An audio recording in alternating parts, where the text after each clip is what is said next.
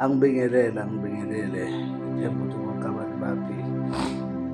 Cha, sizo saNkulunkulu namhlanje akukuningi, kodwa uNkulunkulu ubekuba sikhulume ngodaba olubalulekile lapha olusathinta yona njalo impilo yomuntu, ikakhulukazi masithinta indaba ethinta umsamo, ngoba umgogodla wonke umuntu ophilayo umsamo, umuntu omnyama. Kunezinto-ke abantu bakithi abazenza ezingamaphutha okuyizona ey'gcina zilimaza amakhaya, ngoba amakhaya amaningi alimele kungena imikhokha, kumosheka izinto lokhu nalokhu ngesimo sokuthini, ngesimo sokuthi abantu asuke bephila kulelo khaya uthola ukuthi baba budedengu ngezinto ey'thinta umsamo ekhaya, bese umsamo uyamoshakala. Ngifuna ukuthini-ke abantu bakithi, ngifuna ukuthi ukulimala komsamo kulimala kubantu asuke bephila ekhaya basekhaya. Kanjani? Kunezinto ey'setshenziswa ukugcina konke okwenziwayo edlozini. Ake ngibekise nje izinkamba, izinqoko, nokuningi ney'khumba ukuthi masenihleli lezi zinto lezi eniy'sebenzisayo kanjani. Ake ngibe ukhamba kunomehluko phakathi kwembiza nokhamba.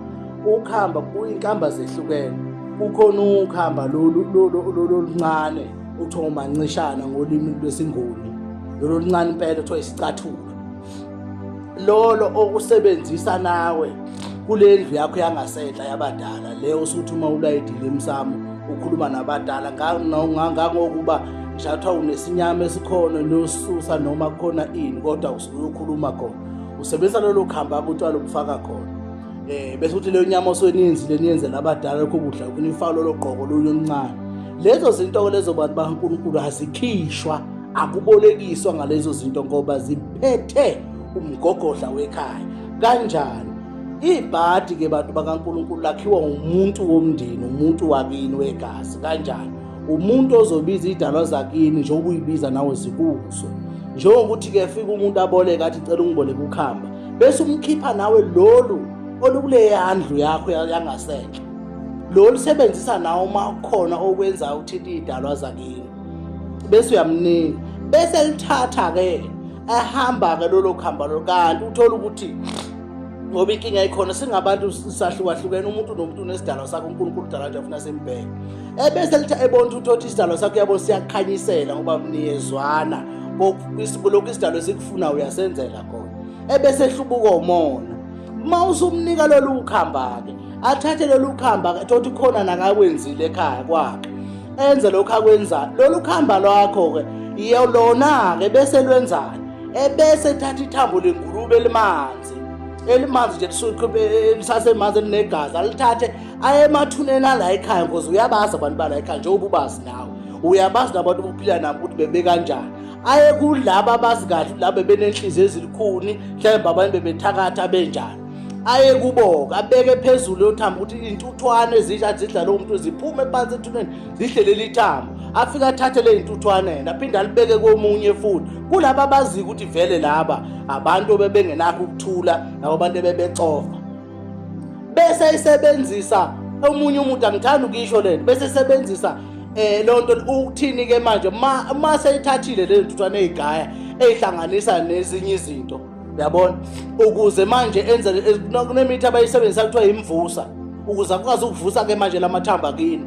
Bese wavusela ukuthi-ke bese wasebenzisa ukuthi agcobise lolu khamba lwakho ukuthi sengitholeleke ikhaya, nina-ke beninganalo ikhaya, ngizolandela lolu khamba-ke la ngiyolubeka khona, la lohlala khona, ila nizohlala khona ikhaya leni lelo nikhululeke.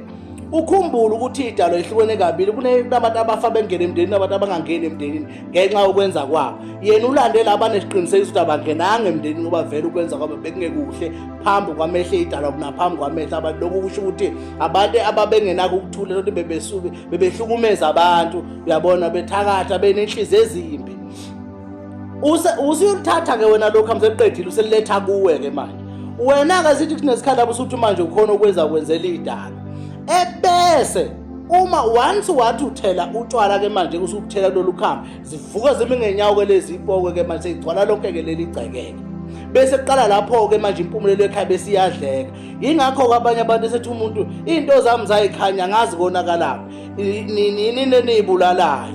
awubolekisi ngezinto ozisebenzisela edlozini. Kufana nomuntu onobizo, umuntu osiza abantu. Awukwazi ukusiza abantu endlini le nawe okhala kuye umsamo wakho, othi uma ukhala ucele kuye uma kungasaboni ngathi ucele khona ukuvikeleka nani ucele nokhanya. Uphinda futhi isemindlweni zokhiphela abantu kuyisinyama noma ufaka abantu uthi uyabasiza khona. Yingakho bese uthi ngangisebenza kusasebenza abantu bangivala wena obudedengu. Qaphulani bantu bakaNkulunkulu, umsamo ubucayi, umsamo ubalekile kodwa kufuneka ningayidayisi. Ingakho endlini oyisebenzisela ukuthi uthinta abadala kuya awukwazi ukufaka umuntu ongasiwa la ekhaya.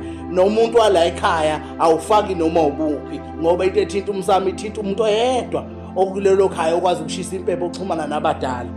Qaphulani-ke bantu bakaNkulunkulu, into enjalo ziyanilimaza. Amakhaya amaningi alimele ngaleyo nto leyo. Amakhaya agcina senesinyama, kanti isinyama sikhandiwe. Nawe izinto oyisebenzisela edlozini ungazikhiphi zigcine kuwo. uNkulunkulu uyanithanda abantu bakaNkulunkulu. Abe nani nisayibuka ukuthi umuntu kuphi la ashayeke khona yena emsamo agcina kulimala umsamo wakhe. uNkulunkulu uyanithanda abantu bakaNkulunkulu. Amen.